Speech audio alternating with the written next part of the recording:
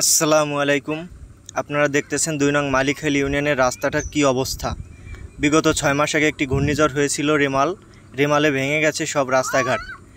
আমাদের এলাকার মানুষের যে কি পরিস্থিতি, যে দুর্গতি আপনারা বুঝতে পারবেন একবার এই রাস্তাটায় আসলে।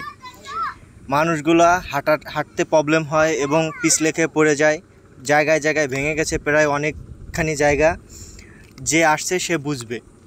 এখানে ছোট্ট একটা ট্রলার দিয়েছে, মাত্র 1 মিনিট লাগে না সেই নদীটা পাড়ি দিতে, সেখান থেকে 10 টাকা করে নিচ্ছে। মানুষের এত অত্যাচার জুলুম করে টাকা হাতিয়ে নিচ্ছে যেটা বোঝার বাইরে।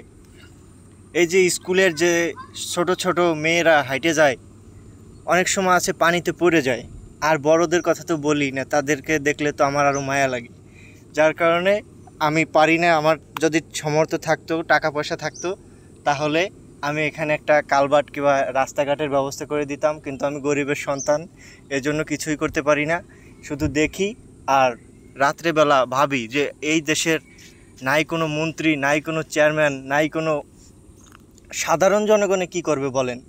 রাস্তাঘাট যদি আজকে এই পরিস্থিতি হয়, মানুষ তো এমনিতেই চেয়ারম্যানকেও ভোট দিবে না, মন্ত্রীকেও ভোট দিবে না।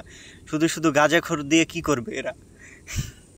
তো দর্শক বন্ধুরা, আপনারা যারা এই ভিডিওটা দেখতেছেন সবাই বেশি বেশি করে শেয়ার করবেন। তো আমাদের দেশের যে কি পরিস্থিতি এটা মানুষদের দেখানোর জন্য শেয়ার করার চেষ্টা করবেন। তো তো দেখতে পারতেছেন যে রাস্তার কি পরিস্থিতি, কি বলবো। এখানে চেয়ারম্যান মেম্বার এদের কোনো গুরুত্ব নাই, মন্ত্রী এরা তো সব পাল না। আসলে এরা থাকলেও কি, এরা তো টাকা খাইতে খাইতে এদের পেট ফুলাইয়া মোটা করছে, ঠিক আছে। এরা তাছাড়া আর কিছু করতে পারে নাই।